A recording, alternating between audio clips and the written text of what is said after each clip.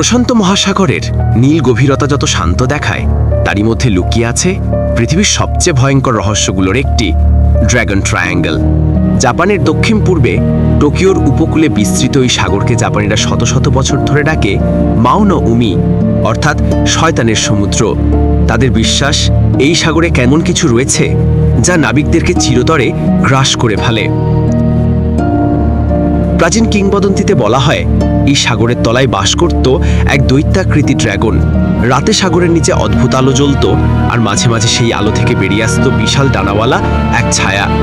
সে নাকি জাহাজকে তার নিজের লেজে ঘূর্ণিতে টেনে নিত, আর শক্তিশালী ঢেউ দিয়ে পুরো নৌবহরকে মুহূর্তেই ডুবিয়ে দিত। সে কারণেই এলাকাটির নাম হয়ে যায় ড্রাগন ট্রায়াঙ্গল। ইতিহাসে প্রথম বড় ঘটনা ঘটেছিল 1274 সালে। মঙ্গল সাম্রাজ্য জাপান আক্রমণ করতে সমুদ্রে পাঠায় বিশাল এক নৌবহর। শত শত যুদ্ধ জাহাজ নিয়ে তারা যখন ড্রাগন ট্রায়াঙ্গলের সীমান্তে পৌঁছে, তখন হঠাৎ এক প্রচণ্ড ঝড় আঘাত হানে। ঢেউগুলি এত উঁচু ছিল যে পুরো নৌবহর কয়েক মিনিটের মধ্যেই দুই ভাগ হয়ে যায়। কিছু জাহাজ আবার রহস্যময়ভাবে সাগরের গভীরে তলিয়ে যায়, যেখানে কোনো ঠাই কিংবা কোনো চিহ্ন সে সময় পাওয়া যায়নি। এই ঝড়কে ইতিহাস পরে নাম দেয় কামিকাজি স্টর্ম। অনেক গবেষক বলেন, এই ঝড়ই ছিল ড্রাগন ট্রায়াঙ্গলের প্রথম নথিভুক্ত বিপর্যয়। তারপর শুরু হলো আধুনিক যুগের ঘটনা, এবং সেগুলো আরও রহস্যময়। 1950 থেকে 1970-এর মধ্যে এই এলাকায় অদৃশ্য হয়ে গেছে অন্তত 5টি বড় জাহাজ, 10টিরও বেশি মাছ ধরা নৌকা, আর কয়েকটি সামরিক পর্যবেক্ষণ জাহাজ। সবচেয়ে ভয়ঙ্কর ঘটনা ঘটে যখন একটি জাহাজ শেষবারের মতো রেডিও বার্তা পাঠায়, আমরা আলোতে ঢুকে যাচ্ছি, আমাদের কম্পাস ঘুরছে, সবকিছু কাঁপছে। এর কয়েক সেকেন্ড পর শোনা যায় এক অদ্ভুত শব্দ, যেন আকাশে বজ্র মিলে সাগরের গভীর তলায় নামছে। তারপর নীরবতা। সেই জাহাজ আর কখনো খুঁজে পাওয়া যায়নি, ধ্বংসাবশেষ পর্যন্ত মেলেনি। জাপান সরকার নিজেদের নিরাপত্তা স্বার্থে 1950 সালে পুরো এলাকাটিকে ডেঞ্জার জোন ঘোষণা করে, কারণ এখানে কম্পাস অস্বাভাবিকভাবে ঘুরে যায়, জিপিএস সিগন্যাল দুর্বল হয়ে পড়ে, রেডিও যোগাযোগ বন্ধ হয়ে যায়, আর আবহাওয়া মিনিটের মধ্যে পরিবর্তন হয়ে যায়।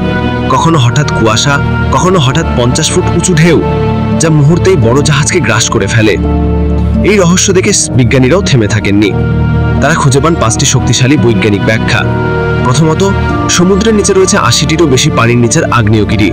এগুলো হঠাৎ বিস্ফোরিত হলে সমুদ্রের ওপর এমন চাপ সৃষ্টি হয় যে জাহাজ মুহূর্তে উল্টে যায় বা ভেঙে পড়ে। দ্বিতীয়ত, সমুদ্রে রয়েছে মিথেন হাইড্রেট নামের বরফ। যখন এগুলো হঠাৎ গলে যায়, তখন পানির ঘনত্ব কমে যায় এবং জাহাজ নিজের ওজনেই নিমেষেই তলিয়ে যায়। তৃতীয়ত, এলাকার চৌম্বকীয় অস্বাভাবিকতা কম্পাসকে ভুল দিক দেখায়, জাহাজ সঠিক রাস্তা হারিয়ে বিপজ্জনক ঘূর্ণি বা আগ্নেয়গিরির ওপর চলে আসে। চতুর্থত, শক্তিশালী দুটি স্রোত কুরোশীয় ও ওয়াসীয় এই এলাকায় এসে মিলিত হয়। তাদের সংঘর্ষেই তৈরি হয় বিশাল ঘূর্ণি ও অদৃশ্য টান। পঞ্চমত, রোগ ওয়েভস বা হঠাৎ তৈরি হওয়া বিশাল ঢেউ। আধুনিক বিজ্ঞান বলছে 40 থেকে 50 ফুট উঁচু ঢেউ মুহূর্তেই তৈরি হতে পারে, যা সবচেয়ে বড় জাহাজকেও গিলে খেতে পারে। ড্রাগন ট্রায়াঙ্গল ও বারমুডা ট্রায়াঙ্গলের মিল এতটাই বেশি যে অনেক গবেষক মনে করেন পৃথিবীর কিছু নির্দিষ্ট এলাকা রয়েছে যেগুলো প্রকৃতির অস্বাভাবিক শক্তির দ্বারা পরিচালিত। এই দুই রহস্যময় অঞ্চল তারই উদাহরণ। দু জায়গাতেই কম্পাস বিকল হয়, রেডিও নীরব হয়ে যায়, হঠাৎ কুয়াশা আসে, ঝড় শুরু হয়, আর জাহাজ ও প্লেন হঠাৎ অদৃশ্য হয়ে যায়। তবুও ড্রাগন ট্রায়াঙ্গলের রহস্য আজও পুরোপুরি ভাঙেনি। বিজ্ঞান ব্যাখ্যা দেয়, কিন্তু প্রতিটি ঘটনার শেষ মুহূর্তের রহস্য তারা ধরতে পারে না।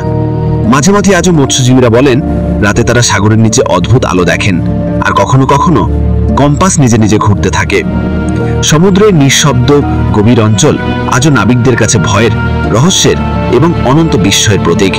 পৃথিবীর মানচিত্রটি শুধু একটি সাগর নয়, এটি একটি অজানা রাজ্য, যার রহস্য হয়তো কোনোদিনই পুরোপুরি ভাঙবে না।